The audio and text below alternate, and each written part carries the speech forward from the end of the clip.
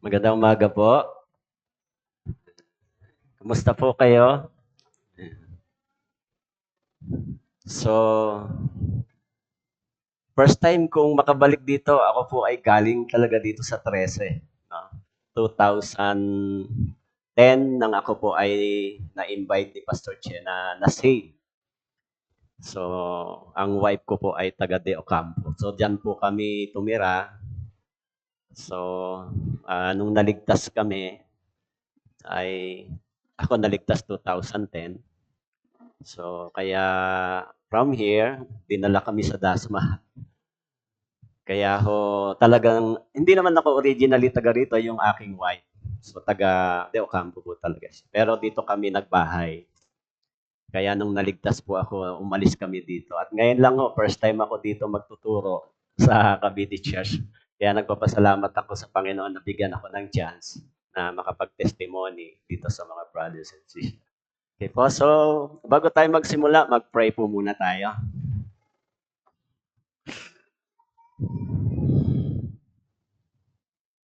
Mahabagin naming Diyos na nasa langit, na siyang tumutunghay sa amin sa bawat araw, nag-iingat at siyang nagbigay ng buhay na walang hanggan sa amin sa pamamagitan ng dugo ng aming Panginoon na dumanak doon sa cross.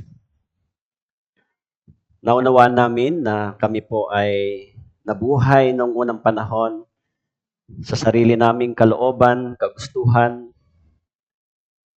nang hiwalay sa iyo. Subalit, salamat po sa iyong dakilang pag-ibig at biyaya.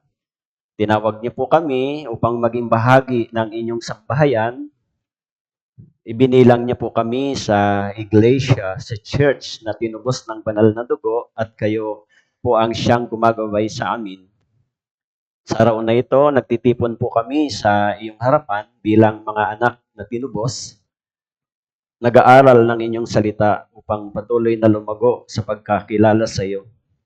Kung may mga kulang sa amin, kapos kami sa karunungan at pagkaunawa, sa araw na ito, Panginoon, tulungan nawa kami ng banal na Espiritu, maunawaan ang iyong dakilang pag-ibig, ang iyong salita, upang ito po ay maisabuhay namin.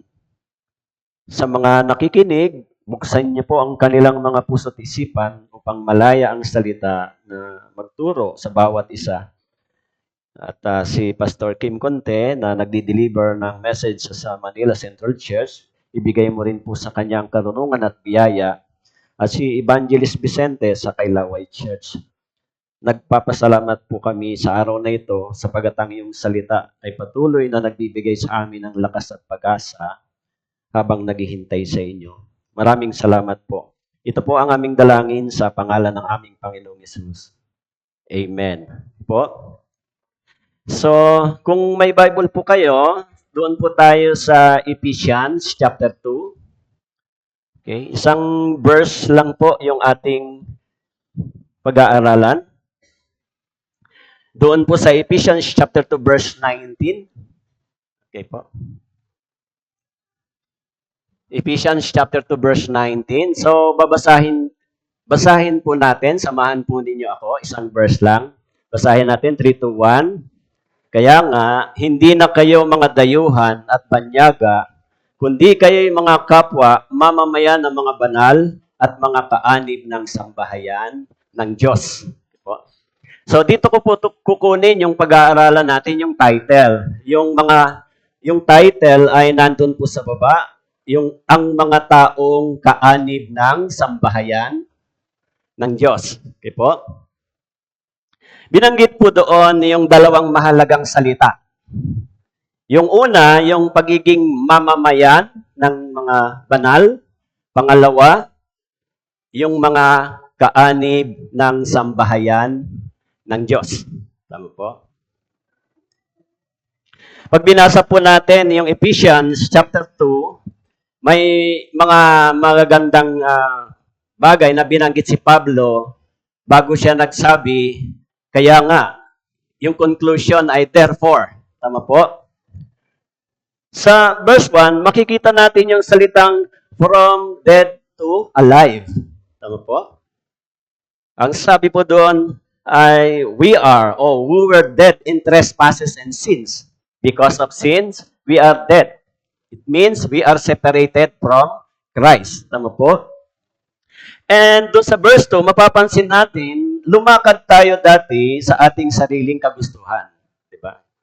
We walk according to the pattern of this world. Diba? Binanggit doon.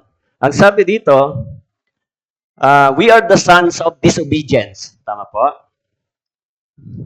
And then, doon po sa verse 3, ang sabi po, we are fulfilling the desires of the flesh.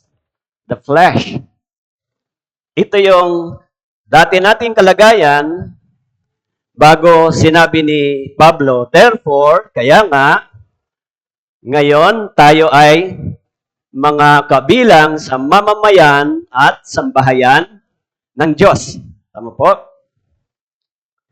Tignan natin yung salitang mamamayan. Tama po? Yung conclusion niya na sinabing, therefore, this is a result or consequence after na tayo ay naligtas. Tignan natin yung salitang pagiging mamamayan. Merong dalawang mahalaga. No? Yung maging kabilang sa isang bansa bilang mamamayan at maging kabilang sa isang pamilya bilang kaanib ng isang pamilya. Tama po? Kaya sinabi ni Pablo dito, tayo ay mga hindi na dayuhan, kundi kapwa mamamayan ng mga banal. Ibig sabihin, your citizens and household radically changed. Diba? So, bago tayo maging isang mamamayan sa isang bansa, ano ang kailangan? Kailangan tayo isilang sa isang bansa ngayon. Kung tayo ay naging Pilipino, naging mamamayan ng Pilipinas, tayo ay dito dapat isilang. Tama po? Gayon din naman, kung tayo ay mapapabilang sa isang pamilya, dapat din tayong isilang sa isang pamilya sa pamamagitan ng ating mga magulang. So, sinabi dito, sa verse ng chapter 2, verse 19, meron tayong pagiging bagong mamamayan at pagiging bagong kaanib ng isang sambahayan. Tama po? Ito po, yung tinutukoy dito ay mamamayan ng mga banal. Tama po? At kaanib sa sambahayan ng Diyos, hindi po ng tao. So, after salvation, meron tayong bagong citizenship. Meron na ba kayo? Citizenship? Bago? Meron na? Pag wala pa kayong bagong citizenship na mamamayan ng mga banal, hindi pa kayo pinanganak na muli. Di ba? Meron tayong isang kapanganakan bilang Pilipino, ipinanganak tayo sa bansang Pilipinas para maging isang Pilipino. Ipinanganak naman tayo sa isang sambahayan para maging kabilang sa isang sambahayan ng aking mga magulang. Now, si Paul, sinabi niya, meron kang bagong citizenship. So, kung titignan natin, the sinners, tama po, not only become a heavenly citizens, but also members of God's own family. Okay. Kaya doon sa Philippians chapter 3, verse 20, binanggit ni Pablo, sinabi niya, sapagkat ang ating pagkamamamayan ay nasa langit. In Philippians chapter 3, verse 20, ang ating pagkamamamayan ay nasaan daw? Nasa langit. Na mula roon na inihintay naman natin ang tagapagligtas, ang Panginoong Jesucristo. Okay? Siyempre, kung magiging gusto mong bagong bansa, maging mamamayan, kung pupunta ka ng Amerika, kano kailangan natin? Passport. Kung pupunta ka ng ibang bansa, kailangan mo passport. Kung pupunta ka sa langit, kailangan ba passport? Kailangan salvation. Tama po? At kailangan maranasan mo yung salitang kapanganakang muli. Hindi ka makakapunta sa langit kung walang bagong citizenship. Tama po? Yung sabi ni Pablo, yung pagiging mamamayan natin ay hindi sa pamamagitan natin. Tama po? Yung pagkakaroon natin ng bagong citizenship at bagong household, it is through our parents, hindi ba? Kung meron tayong parents, sila ang nagbigay sa atin ng citizenship at saka apelyido para maging kabilang sa isang sambahayan. Tama po? Kaya sinasabi ni Pablo, tayo ay naging kabilang sa mamamayan ng mga banal at kaanib ng sambahayan ng Diyos. Sambahayan, ang ibig sabihin, sa bahay ng Diyos. Tama po? So kaya, meron tayong dalawang body ngayon, hindi ba?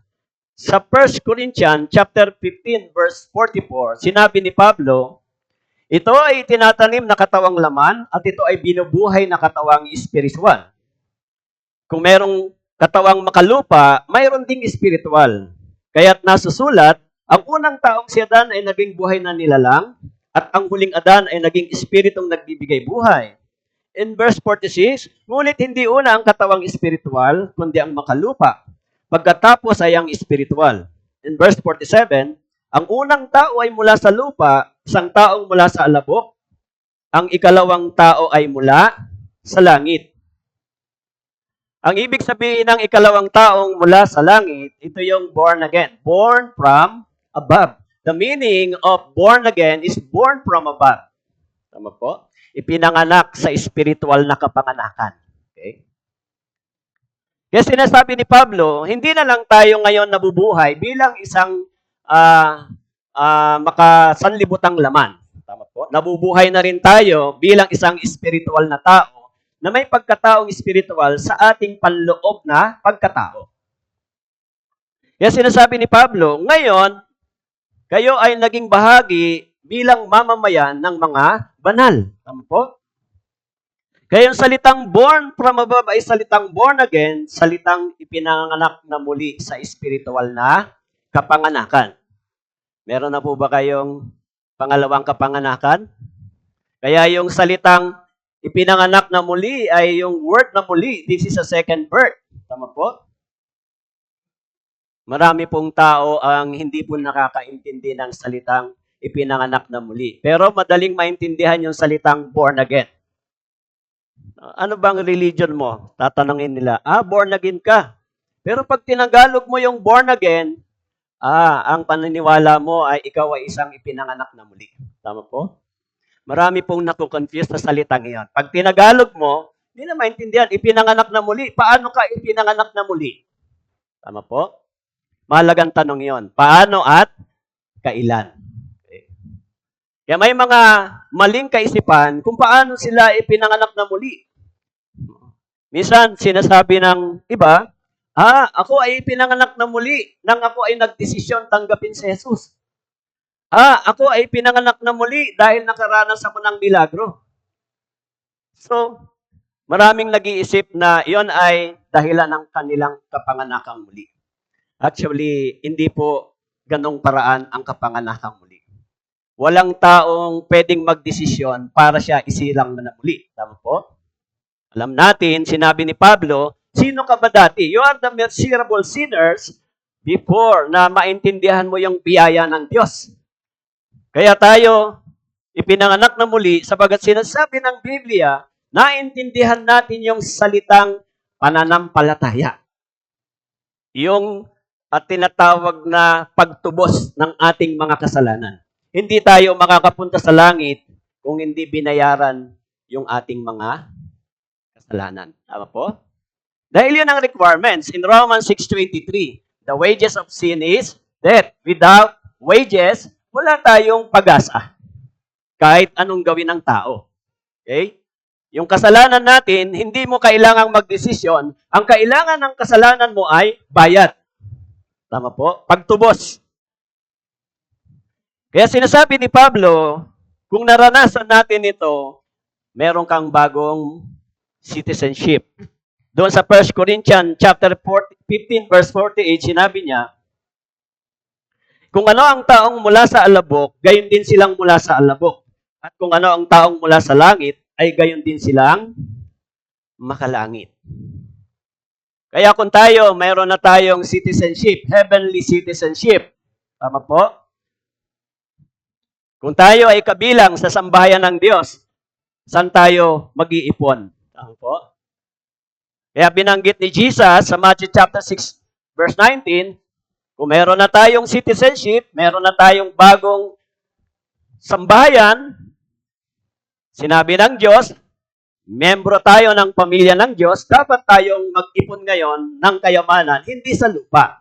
Sinabi niya sa Matthew 6:19, huwag kayong magtipon ng kayamanan para sa inyong sarili, sa lupa. Na dito may naninira ang bukbok at kalawang, kaya nga, sabi dito, at ang mga magnanakaw ay nakakapasok at nakakapagnakaw. Kaya kung tayo ay mga naging mamamayan ng makalangit na pagkatao, naging membro ng pamilya ng Diyos, naging bahagi sa pamilya ng Diyos, dapat meron na tayong pagnanais mag-ipon ng kayamanan sa langit. Tama po?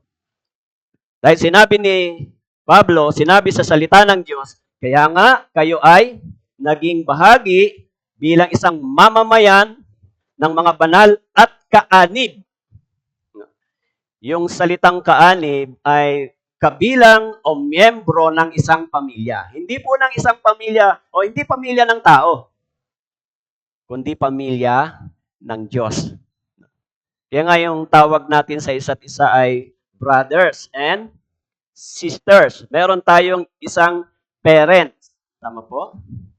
Isinilang tayo sa isang sambahayan. Kaya sinasabi dito, meron tayong bagong citizenship. Kaya merong isang mayaman sa Biblia na tinanggihan yung citizenship na inaalok ni Jesus. Alam niyo ba, doon sa Matthew chapter 19, nung sinabi niya, paano ba magkakaroon ng buhay na walang hanggan? Kahit mayaman na siya, pero wala siyang buhay na walang hanggan. Kaya nagtanong siya kay Jesus, Teacher, Rabbi, paano ba ako magkakaroon ng buhay na walang hanggan? Sinagot siya ni Jesus, yung pinakahuli sa verse 21. Kung ibig mong maging ganap, umayo ka, ipagbili mo ang iyong mga ari-arian, ibigay mo sa mga dukha, magkakaroon ka ng kayamanan sa langit, at pagkatapos sumunod ka sa akin. Okay? Alam natin yung history ito, yung lalaking mayaman, nalungkot. Tama po? Pag binasa niyo po doon, nalungkot siya kasi napakayaman niya. Kayo, pagka may mga tao na offeran kayo, maging citizen kayo ng Amerika, siguro magandang opportunity. Tama po? Bihira ang tumatanggi doon, di ba? Maging citizen ka ng Amerika, siguro sasabihin mo, napakapalad ko naman. Pero yung mayaman, inoferan siya ni Jesus, maging citizen ka ng langit, pero kailangan mong i-give up yung kayamanan mo. Bigay mo sa mahihirap. Pero sabi doon, yung mayamang ito ay, nalungkot at umalis. Naisip niya na mas mahalaga yung kayamanan niya dito sa lupa kaysa kayamanan niya sa langit. Okay? Kaya nga, sinabi ni Jesus sa Luke chapter 12, verse 32, huwag kayong matakot, munting kawan, sapagkat nakalulugod sa inyong Ama na ibigay sa inyo ang kaharian. Alam niyo po, sinabi ni Jesus dito, ibigay sa inyo ang kaharian. Tama po? Actually, meron pong paraan para ikaw ay maging kabilang sa isang mayamang bansa. Kailangan, may tatlong paraan. Una, kailangan doon ka ipanganak. Tama po? Pangalawa, kung doon ka ipinanganak, may second part, adoption. Pwede ka i-adopt. Yung pangatlo, illegal. Pwede ka TNT, illegal. Pero hindi ka magiging kabilang legally sa isang bansa. Tama po? Kaya ganun din, minsan may mga tao na illegal din, na nagsasabing ako ay ligtas, ako ay anak ng Diyos, pero hindi nila naranasan yung totoong kapanganakan. Tama po? Pero may mga tao na tunay na nakaunawa ng Ebanghelyo, meron silang assurance na sila ay nakatanggap ng buhay na walang hanggan. Okay? Kaya sabi po dito, sabi ni Jesus sa Luke chapter 12, huwag kayong matakot munting kawan, sapagkat nakalulugod sa inyong Ama na ibigay sa inyo ang kaharian. Alam nyo, napakagandang salita nun. Ibigay yung kaharian. Tama po? Bakit po? Actually, kapag ikaw ay ibinibilang na anak, ikaw ay magiging kabilang sa tagapagmana. Tama po? You are the heir. Kaya doon sa Romans chapter 8 verse 16, kung ikaw ay ipinanganak sa isang sambahayan, kabilang tagapagmana ng sambahayan. Kaya sabi doon sa Roma chapter 8 verse 16, ang Espiritu mismo ang nagpapatotoo kasama ng ating Espiritu na tayo yung mga anak ng Diyos. Tama po? At kung mga anak ay mga tagapagmana rin, mga tagapagmana ng Diyos, mga kasamang tagapagmana ni Kristo. Okay? So, nang tayo po ay nagkaroon ng bagong citizenship, nagkaroon tayo ng bagong pamilya spiritually, at sabi ni Jesus, now you are the heir of God. Tama po? Masaya ba kayo? Parang hindi naman kayo masaya. Tignan eh. Baka pag sinabing mamanahin niyo yung 1 hektaryan lupa dito, talagang galak na galak kayo eh. Pero nung sinabing tagapagmana ka ng kaharian ng Diyos, parang okay lang. Di ba?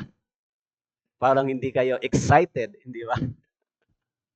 Of course, kung ikaw ay maging tagapagmana ng kaharian ng Diyos, hindi natin kayang ipaliwanag ito sa ating salita. Tama po. But of course, we believe as the heir of God, tayo ay papasok doon sa pangako ng Diyos bilang mga tagapagmana ng kaharian ng Diyos. Tama po? Bilang bahagi sa tinatawag na mamamayan ng mga banal at kabilang sa sambahayan ng Diyos. Kaya hindi lang tayo nagsasabing tayo ay mga anak ng Diyos. Even the Holy Spirit testify that you are the children of God. It speaks inside your heart. Now you are the children of God. Mabuhay ka bilang anak ng Diyos. Huwag bilang anak dati. Tama po? Mabuhay ka ngayon. Dapat meron kang desire sa mga makalangit na bagay. Meron kang desire para sa passion ng salita ng Diyos. Tama po? Kaya paano ba tayo naging kabilang sa sambahayan ng Diyos? Siyempre, kailangan rebirth. Tama po? Sa John chapter 3 verse 16, binanggit ni Jesus, ang ipinanganak ng laman ay laman. At ang ipinanganak ng Espiritu ay Espiritu. Yung kapanganakang laman, tapos na. Tama po?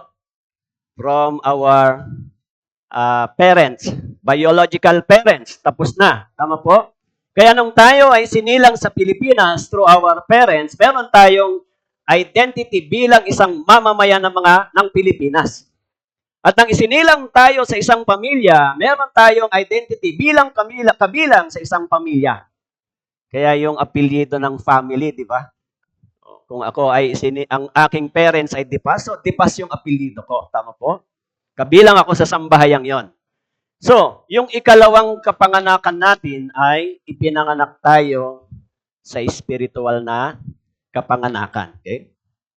Bakit po? Sabi ni Jesus doon sa John chapter 3 verse 3, katotohanan ang sinasabi ko sa iyo, malibang ang isang tao ay ipanganak na muli, hindi niya makikita ang kaharian ng Diyos. So, yung kondisyon, yung requirements para makapasok ka sa kaharian ng Diyos, para makita mo yung kaharian ng Diyos, kailangan ipanganak kang muli. Yun po yung sabi ni Jesus. Maliban ang isang tao ipanganak na muli. At sa verse 5, katotohanan ito, sinasabi niya, malibang ang isang tao ipanganak ng tubig at ng espiritu, hindi siya makakapasok sa kaharian ng langit. Yung tubig ay sumasalamin sa salita ng Diyos. Tama po? Kaya kapag ipinangaral yung ebanghelyo, gumagawa yung salita at yung espiritu ng Diyos sa mga taong nakikinig. Tama po? Kaya sa verse 7, sabi po, huwag kang magtaka sa aking sinabi sa iyo. Sabi ni Jesus, kailangan kayo'y ipanganak na muli.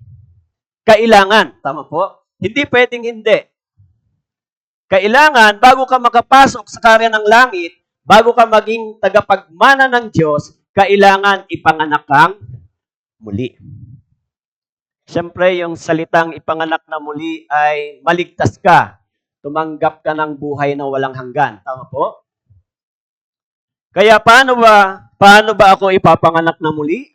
Alam nyo, sabi sa Biblia, maraming beses yung binanggit na salitang pananampalataya. Sa John chapter 3 verse 15, ang sino mang sumampalataya sa Kanya ay magkakaroon ng buhay na walang hanggan. Tama po?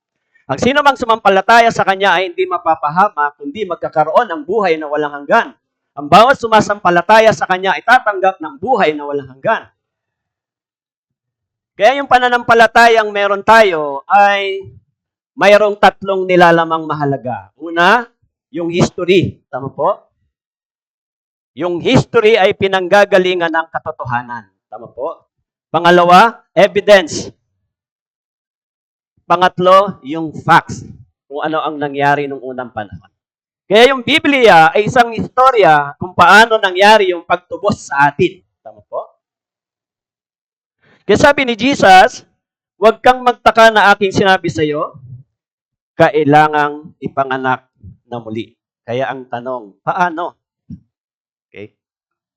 Maraming mga nagsasabing born again, pag tinanong mong, paano ka pinanganak na muli at kailan? Actually, ang tanong doon ay paano ka naligtas? Tama po? Pero, iba-iba yung sagot. No? Hindi clear. Kaya kung naintindihan natin yung biyaya at pag-ibig ng Diyos, tayo, papare-parehas lang tayo ng paraan ng kapanganakan. Tama po? Hindi tayo iba-iba ng paraan. Okay? Kaya sabi po doon sa 1 Peter chapter 1 verse 23, ipinanganak na kayong muli, hindi ng bining nasisira, kundi ng walang kasiraan sa pamamagitan ng buhay at nananatiling salita ng Diyos. Sa pamamagitan ng salita ng Diyos. Bakit po sa pamamagitan ng salita ng Diyos? Actually, sinasabi ni Pablo, ang salita ng Diyos, ang ebanghelyo ay kapangyarihan ng Diyos para sa mga sumasampalataya. Tama po? Kapangyarihan ito upang tayo ay maligtas. Sa James chapter 1 verse 18, sinabi din po niya, alinsunod sa kanyang sariling kalooban, tayo ipinanak niya sa pamamagitan ng salita ng katotohanan upang tayo mag-isang uri ng unang bunga sa kanyang nilalang. Sa pamamagitan ng salita ng katotohanan. Anong ibig sabihin po ng salita ng katotohanan? Ito po ay si Jesus.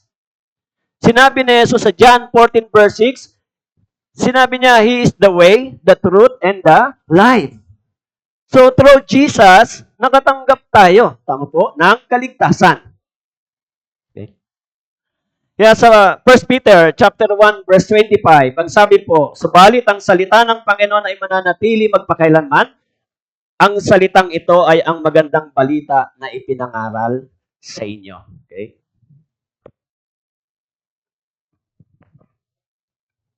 Yung magandang balita, tama po? Ito po yung ebanghelyo, tama po? Magandang balita. Kaya kung tayo po ay nakatanggap ng magandang balita, tumanggap din tayo ng ebanghelyo. Anong magandang balita sa ebanghelyo? Tayo, bagamat nabuhay sa kasalanan ng unang panahon, ginawa natin yung lahat ng mga bagay na mali laban sa salita ng Diyos, nilabag natin ng maraming beses yung batas ng Diyos. Alam niyo ba yung batas ng Diyos? Kung hindi man tayo lumalabag sa batas ng tao, lumabag tayo ng maraming beses sa batas ng Diyos. Tama po? So, kaya pati yung mga mababait na tao, lumalabag ba sa batas ng Diyos? Kaya pag sinasabi nila, mabait naman ako wala naman akong ginagawang masama, masunurin ako. Kahit hindi mo nilalabag yung batas ng tao, subalit kung nilalabag mo yung batas ng Diyos, hindi ka haharap sa hukuman ng tao, pero haharap ka sa hukuman ng Diyos. Kaya nung tayo po ay naligtas, tayo po ay tumanggap ng dakilang kaligtasan. Tama po. Yung tinatawag na forgiveness of sins. Tama po. Napatawad yung ating kasalanan once and for all from past to the future. Kaya yung tax collector, nang sinabi niya, Lord, please Lord, have mercy on me. Bakit niya sinabi yun? Sabagat na-realize niya, kung hindi siya humingi ng habag sa Diyos, karapat-dapat siyang mapunta sa impyerno. Karapat-dapat siyang humarap sa hukuman ng Diyos. Karapat-dapat siyang hatulan ng Diyos. Dahil nilabag niya ng maraming beses yung batas ng Diyos. Na-realize niya na marami siyang kasalanang ginawa. Kaya humingi siya ng habag sa Panginoon. At anong sabi ng Panginoon sa kanya? Inari siyang ganap. Tama po. Kaya kung tayo ay dumating sa ganong pag-iisip, kung ganon tayo humarap sa Diyos, bago natin natanggap yung biyaya ng Diyos, napakapalad natin. Tama po. Binigyan tayo ng Diyos ng bagong sambahayan at bagong mamamayan. Tama po. At ang mamamayan at sambahayang ito ay hindi po pang 70 to 80. Tama po. This is eternal home. Tama po. Eternal place. Yung sinabing buhay na walang hanggan. Okay? Kaya kung tayo po ay naligtas bilang mga anak ng Diyos, binabanggit sa Biblia na meron na tayong kakayahang magtagumpay. Okay? Sa 1 John chapter 3 verse 9, sinabi po, ang sino mang ipinanganak ng Diyos ay hindi patuloy na nagkakasala, sapagkat ang kanyang binhi ay nananatili sa kanya. Hindi siya maaaring magkasala. 1 John chapter 3 verse 9 and 1 John chapter 5 verse 18, the same sinabi ron. Okay? Kaya kung tayo bilang mga anak ng Diyos, ang sabi dito, hindi nagpapatuloy, at sinabi doon sa 1 John chapter 5 verse 4, ang sino mang ipinanganak ng Diyos ay dumadaig sa sanlibutan ito. Ang tagumpay na dumadaig sa sanlibutan ang ating pananampalataya. Now, kung tayo ay ipinanganak ng Diyos bilang mga anak ng Diyos, ligtas na ba tayo sa kasalanan? Hindi na ba kayo nakakagawa ng sin? Hindi na ba kayo tinutukso? Kung hindi na ho kayo tinutukso, buti pa kayo. Kahit na ligtas na tayo, pero ang pagtukso sa kasalanan ay laging nasa harap natin. Tama po? Pero sinabi ng Biblia, yung ipinanganak ng Diyos, maaaring magkamali, subalit hindi magpapatuloy. Tama po?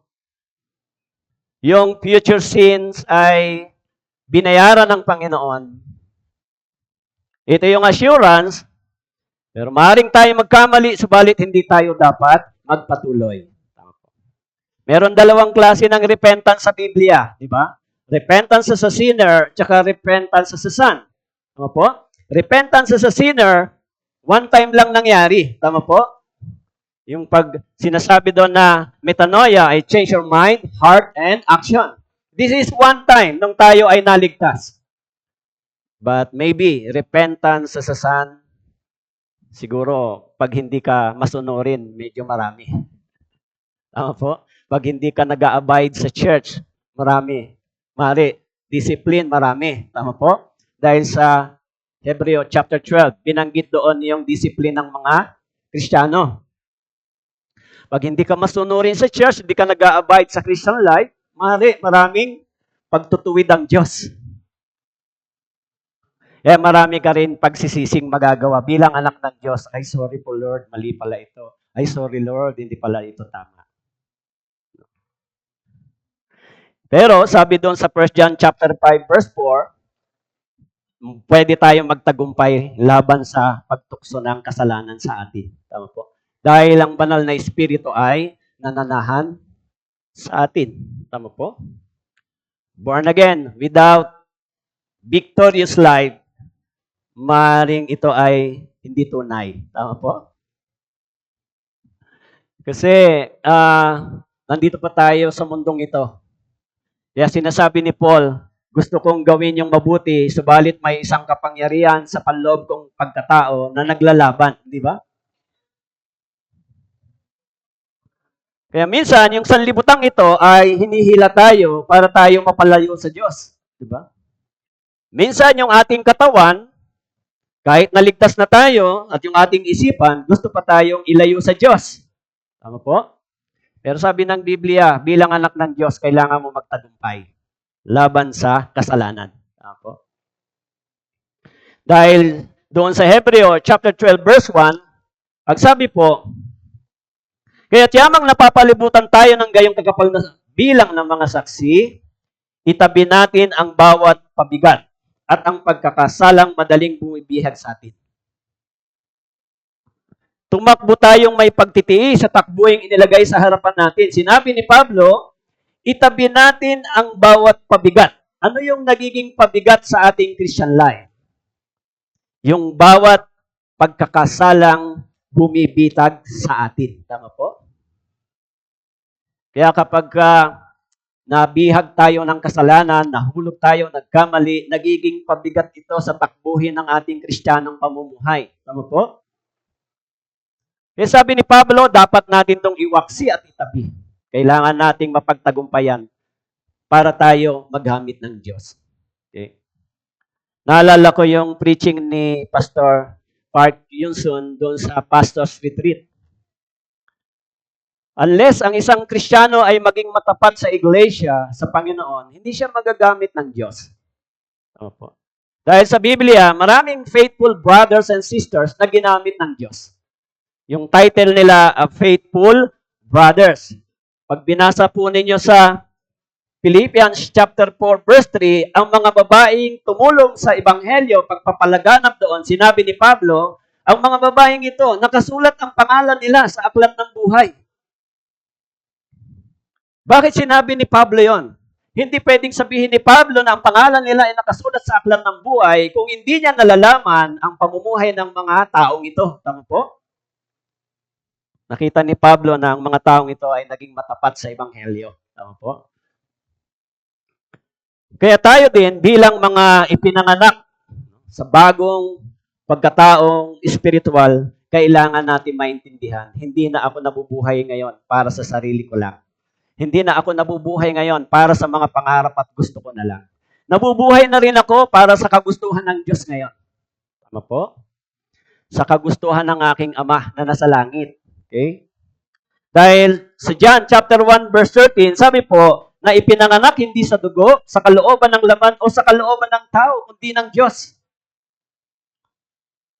Ipinanganak sa kalooban ng Diyos. Kalooban ng Diyos, maging bahagi ka sa kanyang sambahayan. Tama po? Kaya nung tayo po ay ipinanganak, marami tayong mga tinanggap, mga spiritual na pagpapala. Di ba?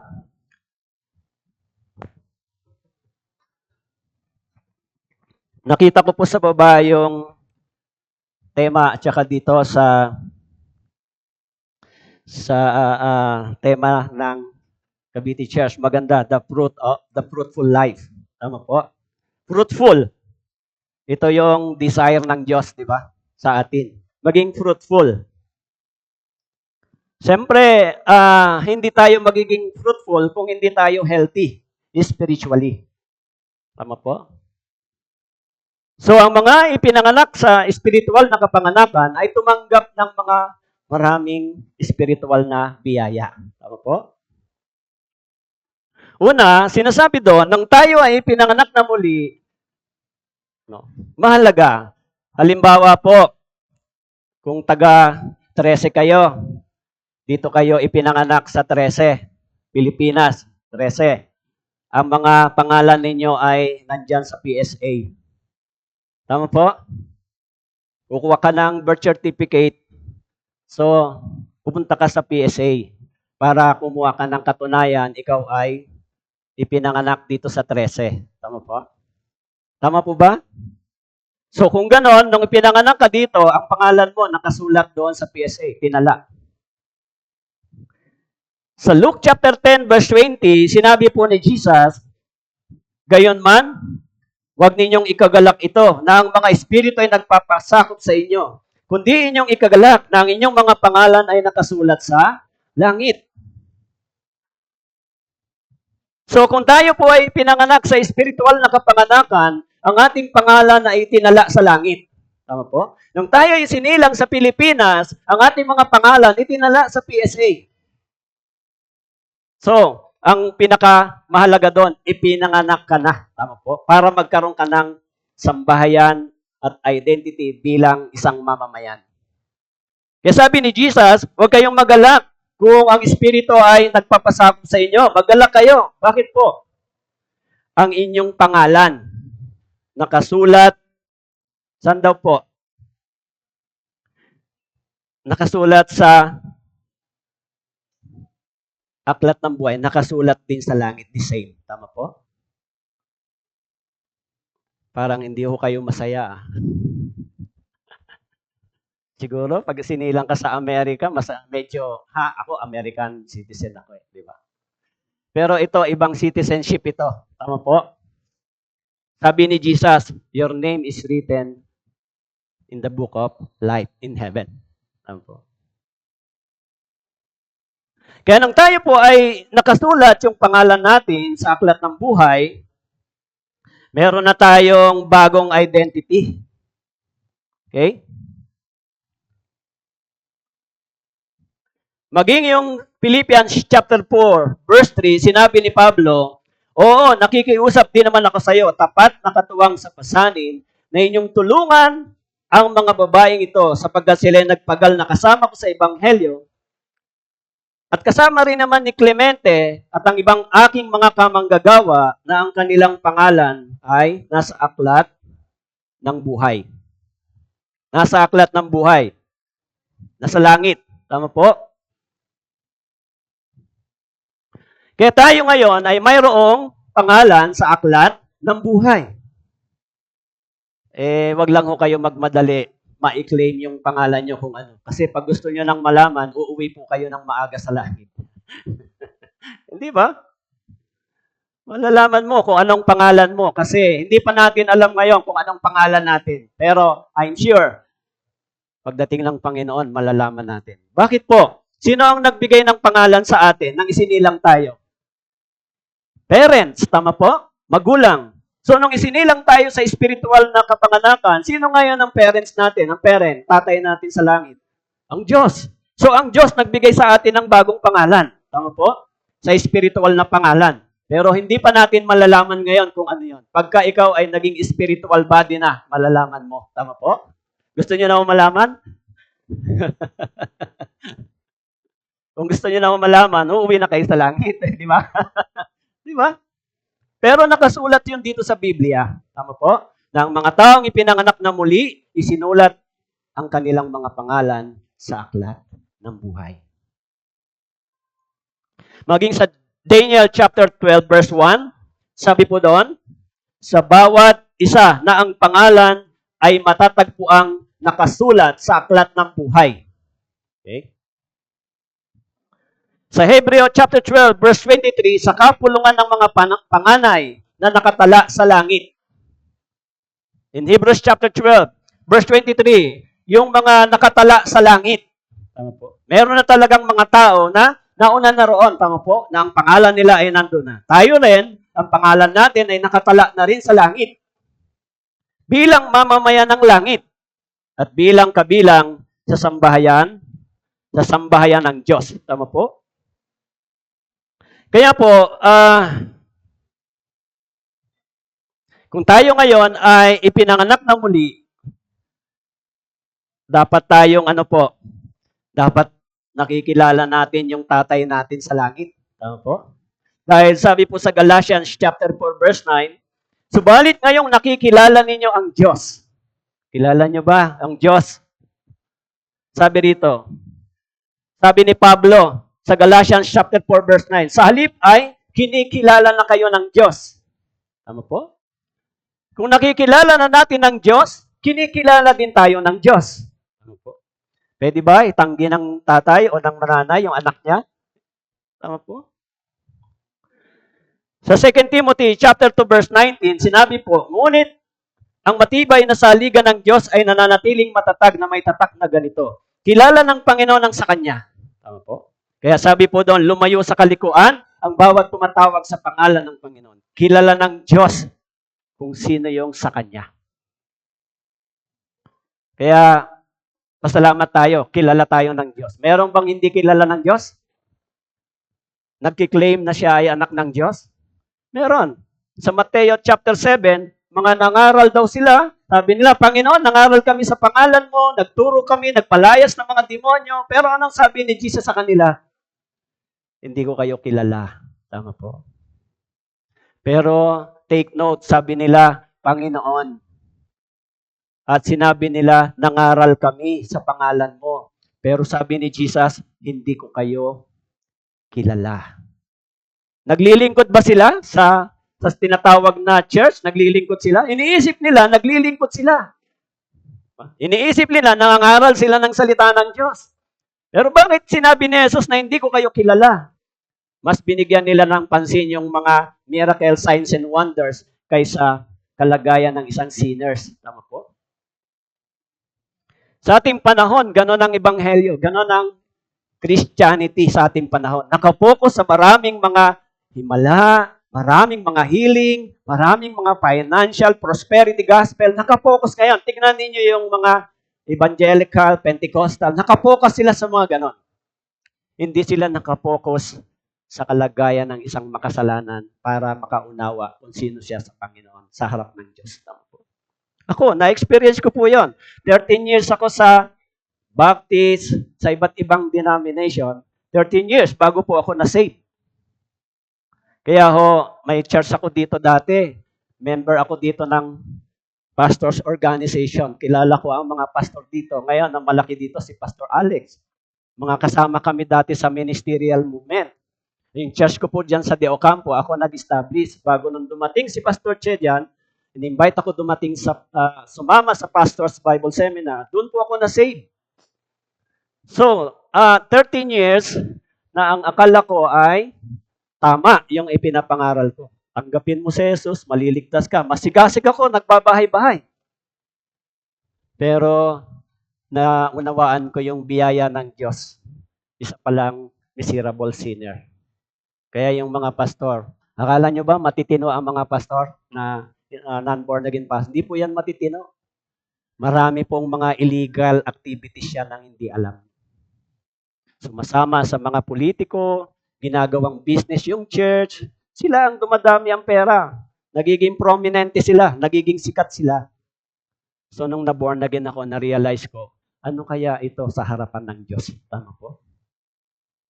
Kaya nung ako po ay na-born again, natakot ako sa Panginoon.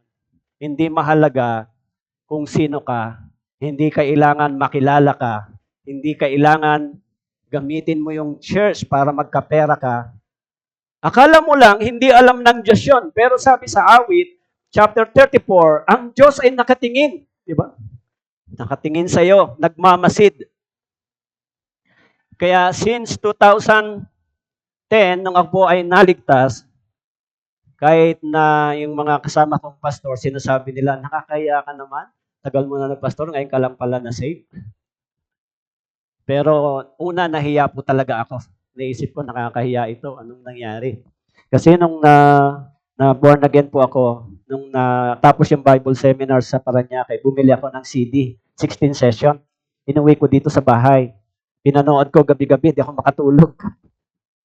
Hanggang I found out that ako pala ay hindi ligtas. Umuyak po talaga ako kasi matagal na ako sa church. Marami na ang pagdurusan tiniis. Kasi naisip ko na hindi pa pala safe. No? Kaya yung mga kasama kong pastor dito ay nagkahiwa-hiwalay na, umiwalay na ako. So sa una, mahirap yung simula. Sa first year ng Christian life, napakahirap. Kasi nagbago yung direction mo. Kailangan mo mag-testimony, magpatotoo. No? Pero iniisip ko, okay lang, kahit anong sabihin ng mga pastor, ng mga kaibigan, okay lang. Kasi ang iniisip ko, yung sasabihin ng Diyos, pag humarap ako sa Kanya. Tama po? Baka sabihin ng Diyos sa akin, sino ka? Hindi kita kilala. Yan ang naisip ko. Mas mahalaga yung sasabihin ng Diyos kaysa sinasabi ng tao. No? Kaya simula noon hanggang ngayon, nagsisikap na mapanatili, makapag-evangelize, at yung fire sa puso ay hindi nagbabago para sa soul. Kasi iniisip natin na maraming kaluluwa, yung mga nahulog sa kasalanan, kailangan natin silang abutin. Tama po? Kaya, I'm sure, no?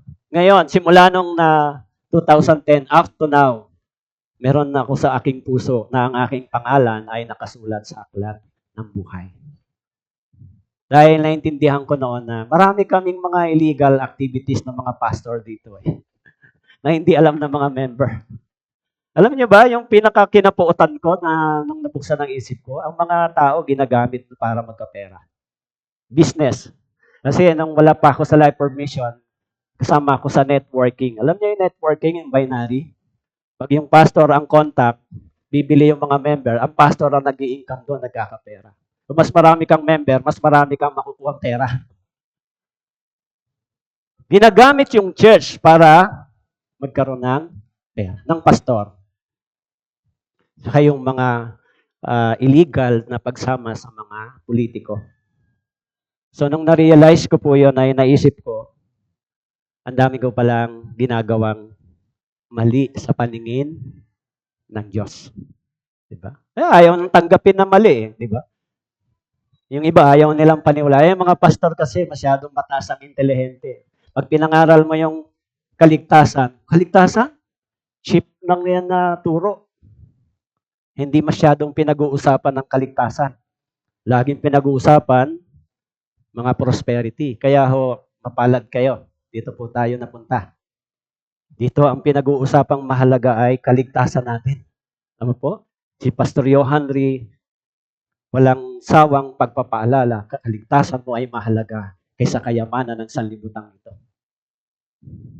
Kaya simula po nung naligtas ako, tumanim sa isip ko, kaligtasan ng mga nakikinig ang mahalaga kaysa sarili mo.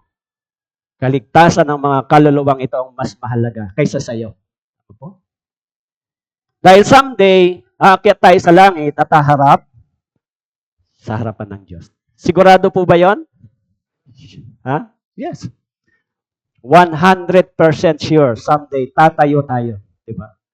Sinulat ng Panginoon. Sinabi ni Pablo yon. Tayong lahat ay kailangang humarap sa hukuman ni Kristo. Sinabi ni Pablo, tayo. Sinama niya yung kanyang sarili. Bakit po? Para tumanggap ng bayad sa ating ginawa, mabuti man o masama. Ano po? Tayong lahat. Sinabi ni Pablo. Ibig sabihin, isinama ni Pablo yung kanyang sarili. I think 1 Corinthians chapter 5 verse 10. Kaya darating ang araw, tayo rin ay haharap. Tama ba ako? Tignan natin. Baka 2 Corinthians chapter 5 verse 10 or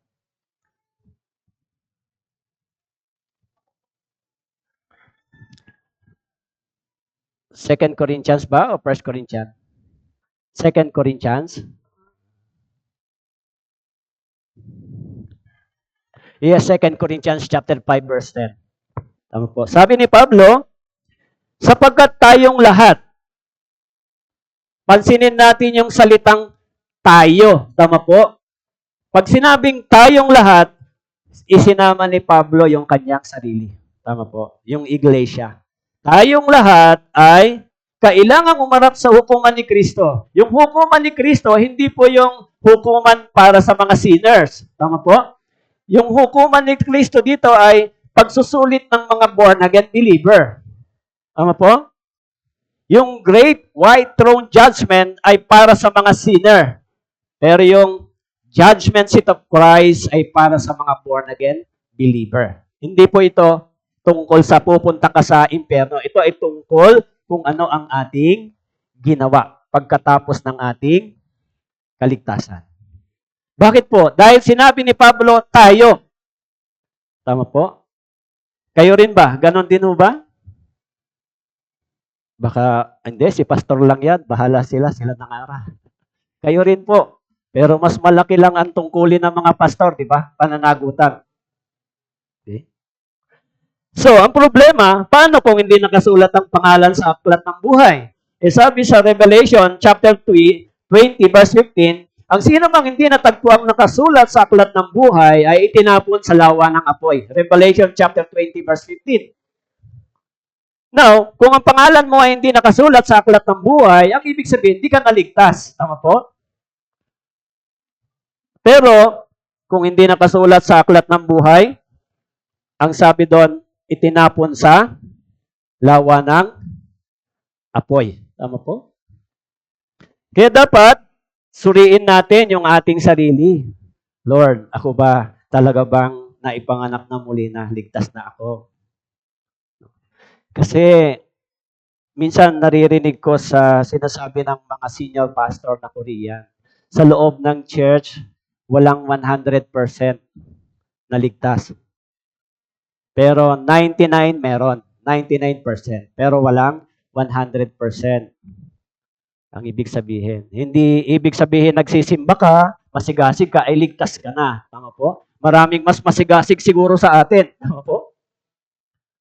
Kaya malaking bagay na nasa church ka na tama ang ebanghelyo, lagi kang may pagkakataon masuri ang iyong sarili. Kasi kung nasa maling pagtuturo ka, wala kang talagang chance. Tama po? Pero kung nasa tamang ebanghelyo ka, lagi kang may chance. Suriin ang iyong sarili. Totoo bang ligtas na ako? Dahil it is my experience.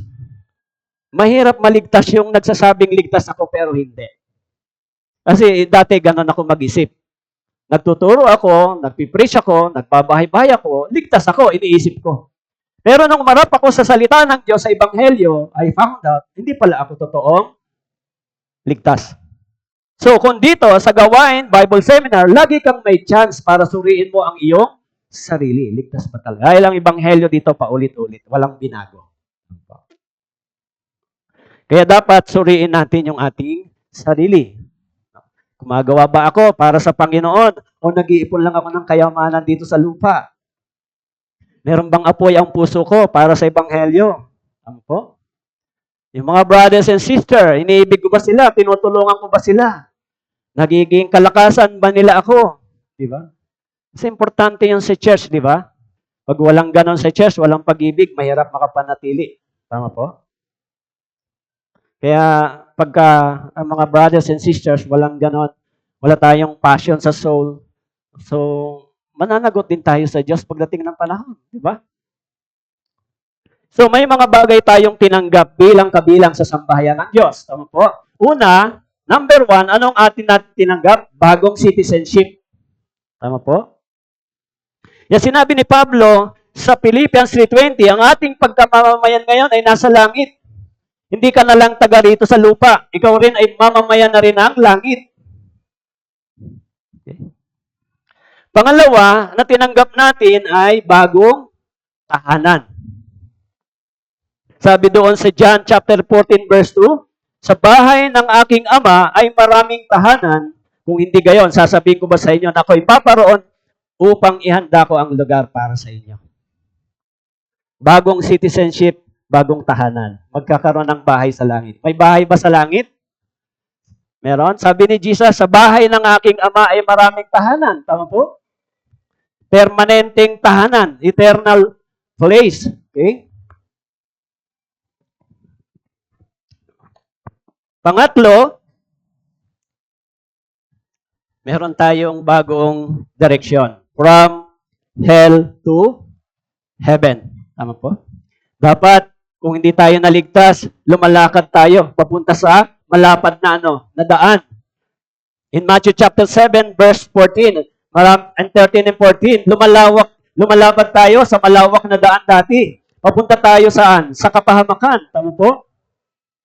From hell to heaven. Sa Matthew chapter 10, verse 28, huwag mong katakutan ng mga pumapatay ng katawan. Ngunit hindi nakakapatay ng kaluluwa. Kundi katakutan niyo siyang makakabuksan ng kaluluwa at ng katawan sa impyerno. Supposed to be, dapat ang ating kaluluwa at katawan ay mawawasak sa impyerno. Pero ngayon, from hell to heaven. Ano po? Pang-apat, binigyan tayo ngayon ng bagong buhay. Tama po?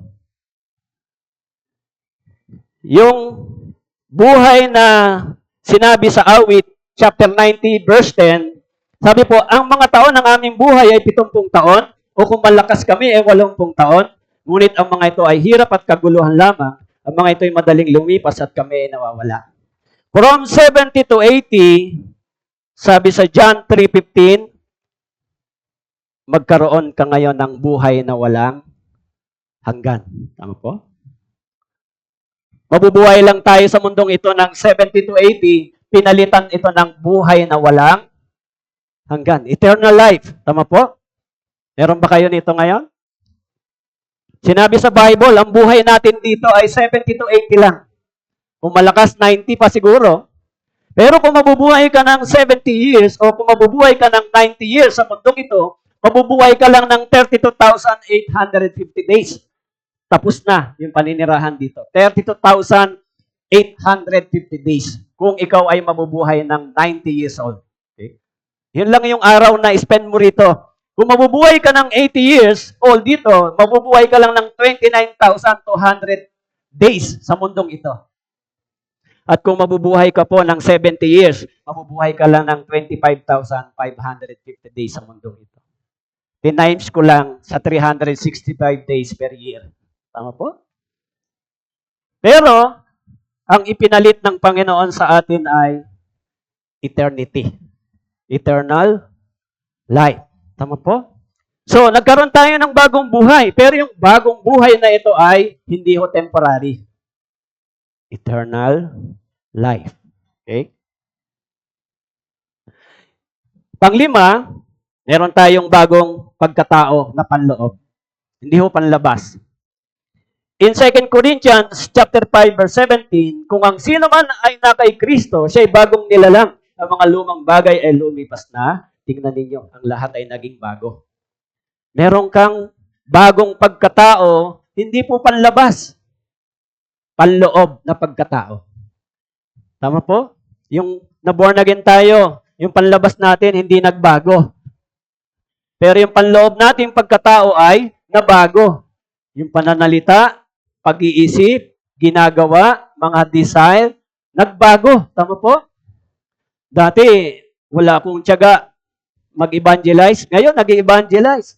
Dati, hindi ako mahilig magpunta sa church. Ngayon, nag-church. Dati, hindi ako nagbabasa ng Biblia. Ngayon, nagbabasa.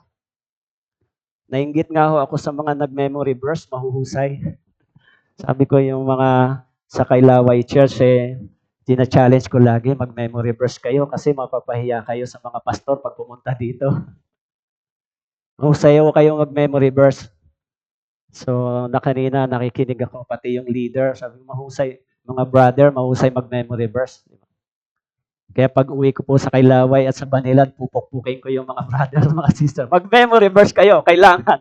Hindi pwedeng hindi, makakahiya pagka, hindi ba, sa Panginoon. Kasi ito talaga yung pinakamagandang ginagawa natin. Pinupuno tayo ng spiritual na pagkain. Tama po? Sinabi ng Panginoon kay Peter, Peter, do you love me? Yes, Lord. Feed my love. Feed.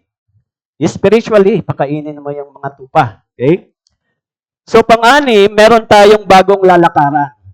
No? Sabi po sa Ephesians chapter 2, verse 10, sapagat tayo kanyang pinakamahusay na gawa na nilalang kay Kristo Jesus para sa mabubuting gawa na inihanda ng Diyos ng una upang siya nating lakaran. Okay? Dito na tayo lumalakad ngayon. Yung nilalakaran natin ngayon ay lakad na hindi natin ginusto. Yung nilalakaran natin ngayon ay lakad o daan na gusto ng Diyos. Kaya sabi, ito na, inilagay ng Diyos sa ating harapan ang daan na dapat nating lakaran. Even Hebrews chapter 12 verse 1, sabi po, inilagay sa harapan natin yung daan na dapat nating lakaran. Lumalakad ba kayo sa makipot na pintuan? Sa kayo lumalakad? Sa makipot na pintuan ay daan ng ating Panginoon. Sa malawak na pintuan ay daan ng mga makasanlibutan. Tama po? Kaya marami tayong pagtitiis, marami tayong pagsasakripisyo na ginagawa, alang-alang sa ebanghelyong ito. Ito yung daan na inihanda ng Diyos. Dito ba kayo lumalakad? Baka lumalakad pa kayo sa malawak na daan, di ba? Pang-pito, binigyan tayo ng bagong puso. Yung pusong na born again. Ang sabi po doon sa Awit 51 verse 10, lumalang ka sa akin ng isang malinis na puso, O Diyos. Bakit po? Sapagkat yung puso ng tao, pag binasa mo sa Mark chapter 7, ang puso ng tao ay punong-puno ng kasalanan. Tama po? Makasanlibutan, mainggitin, mayabang. Yung puso ng tao, dati ay may cancer na kasalanan. Pero yung bagong pusong ibinigay ng Diyos, isang pusong malinis. Kaya sa Ezekiel 11:19, bibigyan ko sila ng bagong puso. Isang pusong hindi na masuwayin, kundi pusong masunurin. At pusong laman, ang sabi doon. Ibig sabihin, soft-hearted is obedient heart and submissive heart. Tama po? Ibinigyan tayo ng bagong puso. Meron ba kayong bagong puso? Binigyan tayo ng Panginoon ng bagong puso. Brand new. Okay? Kaya sa Ezekiel 36 verse 27, sabi po, aking ilalagay ang aking espiritu sa loob niyo, palalakarin ko kayo. Sa aking mga tuntunin, magiging maingat kayo sa pagsunod sa aking mga batas. Aking ilalagay ang espiritu sa loob ninyo at palalakarin ko kayo ng ayon sa mga tuntunin. Pangalawa, o pangwalo, binigyan tayo ng bagong espiritu. Yung espiritong masunurin, hindi masuwayin. Kaya yung banal na espiritu ay inilagay sa atin sa 1 Corinthians chapter 3 verse 16 upang magturo sa atin para sumunod sa kalooban ng Diyos. Kaya sabi sa 1 Corinthians chapter 3 verse 16, hindi ba ninyo nalalaman na kayo ay templo ng Diyos at ang espiritu ng Diyos ay naninirahan sa inyo? Naninirahan sa inyo. Sinabi po rito. Okay, pasensya na ho, masyadong mabilis ako magsalita. Pero I believe familiar kayo sa mga verses. Nandiyan naman po. Okay? So, inahabol ko na matapos ko ito. Medyo, baka, medyo ito mahaba-haba. Kaya binibilisan ko. Okay lang po ba? So, binigyan tayo bagong espiritu. Di ba? Sabi ng Bible, tayo ngayon ay naging templo ng banal na espiritu. Okay? Kaya sabi ron, hindi ba ninyo nalalaman na kayo ay templo ng banal na espiritu? Sabi diyan, hindi ba ninyo nalalaman ang inyong katawan, templo ng banal na espiritu, nasa inyo? Meron tayong bagong espiritu at ang sabi po doon, dapat ito ay nagbibigay ng karunungan sa atin. Tama po? Kaya sinasabi ni Pablo, huwag mong pigatiin ang banal na espiritu. Pag gagawa tayo ng kasalanan, ang banal na espiritu ay nangungusap sa atin. Napipighati. Tama po? Kaya minsan nagkakaroon tayo ng fear. Di ba? Fear of God. Hindi ito tama. Nagre-remind sa'yo. Kaya kami ding mga pastor, ganon. Diba? Dapat ang Espiritu ng Diyos nagre-remind sa'yo, sa amin, di lang sa inyo. Tama po? Pangsyam, binigyan tayo ng bagong position. From child of the Satan to the children of God. Sabi sa Galatians chapter 3 verse 26, sapagkat kay Kristo Jesus, kayong lahat ay mga anak ng Diyos sa pamamagitan ng pananampalataya. Binigyan tayo ng bagong posisyon. Di ba? Now, ikaw po ay ibinibilang bilang anak ng Diyos. Hindi na tayo tinitignan ng Diyos bilang sinner. Tama po? Tinitignan tayo ng Diyos bilang kanyang anak. Kaya sabi rito, sa pamamagitan ng pananampalataya. Kaya ang sabi po doon, ang Espiritu mismo ang nagpapatotoo kasama ng Espiritu na tayo ay mga anak ng Diyos. Tama po? Anak na ho ba kayo ng Diyos? Kasi pag tinitignan ko kayo yung mukha nyo, parang hindi kayo excited maging anak ng Diyos. Heir of God. Masayam ng konti pag heir of God. Tagapagmana, binanggit sa verse 17, hindi ba? Ito yung mga tinanggap natin. And then, sabi po doon, hindi lang yon, pang-sampu, may promise ang Diyos.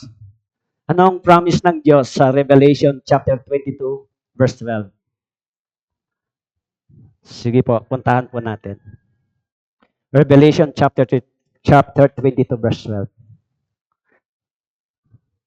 Meron po ba? May promise? May promise ang Diyos?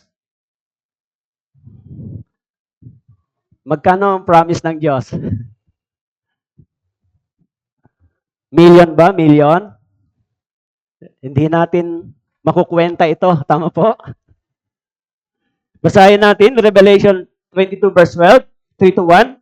Ako'y malapit nang dumating. Dala ko ang aking gantimpala upang gantihan ang bawat isa sa inyo sa kanyang ginawa. Ano ang promise ng Diyos?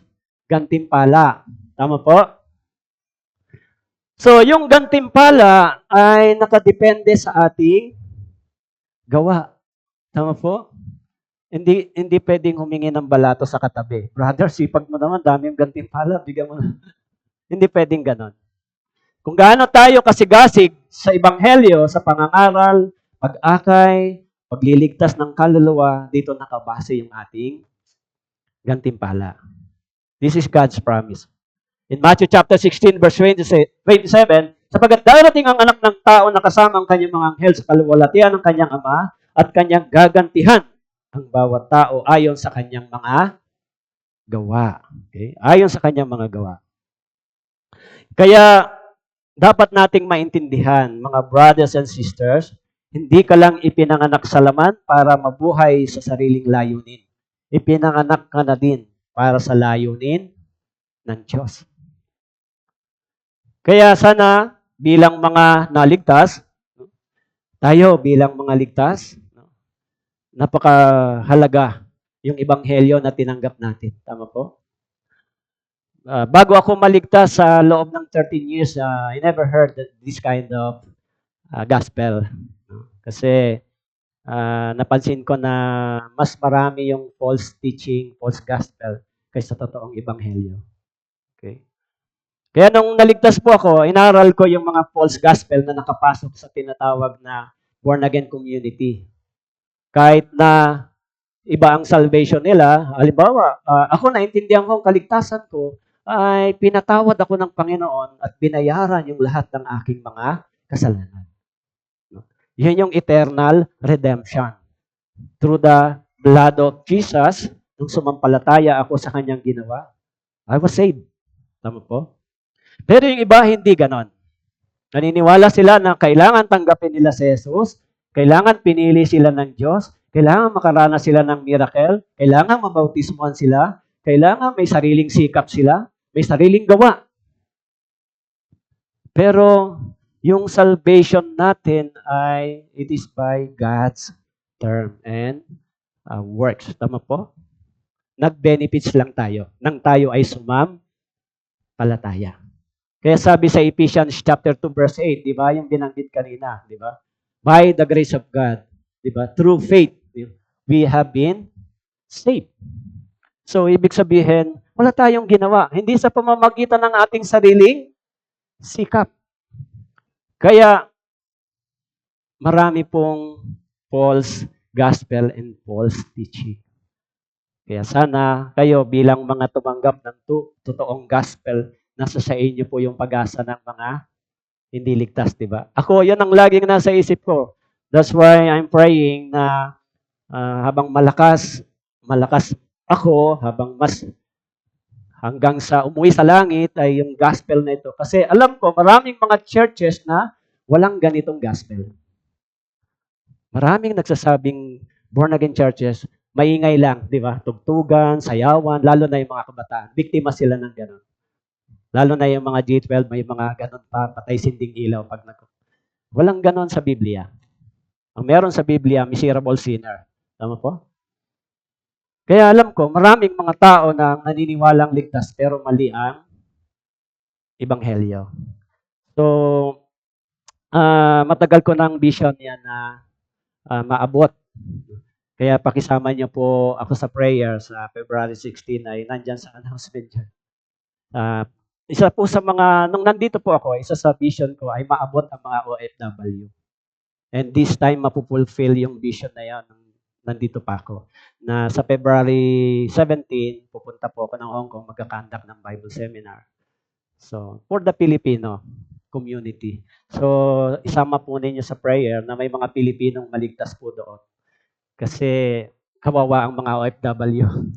Hindi ba? Matagal ko na pong iniisip na maraming napuntang nangangaral doon pero mga false gospel ang nakarating. Maraming mga false gospel na nag-spread. Hindi katulad sa gospel po natin ngayon. Sinasabi ko po sa inyo yon, I'm sure. Bakit po? Kasi galing po ako doon bago ako na-save. Kaya alam ko kung ano yung sinasabi ko sa inyo. Galing ako doon, dati ang pag-iisip ko ay ganon, pero nung naligtas ako dito sa ebanghelyong ito, nagbago yung kaisipan ko sa dati. Sabi ko, kawawa yung mga tao naniniwalang ligtas. Pero mali yung daan ng kanilang ebanghelyo. Kayo, tama po, di ba? Tama yung ebanghelyo natin. 100% sure. Okay po? So, tayo po'y manalangin. Ama naming Diyos, nagpapasalamat po kami sa inyo. Salamat po sa mga ginawa po ninyo upang makatanggap kami ng ganito kalaking pribileyo. Lalo na po ang mapabilang kami sa inyong sambahayan at bilang mamamayan ng mga banal sa pamamagitan ng dugo ng aming Panginoong Yesus na dumanak doon sa cross. Tulungan niyo po kami na ma-spread pa namin ang ebanghelyong ito.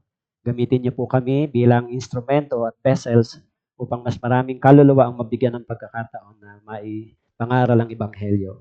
Maraming salamat po sa araw na ito. Ito po ang aming dalangin sa pangalan ni Jesus. Amen. Thank you very much po.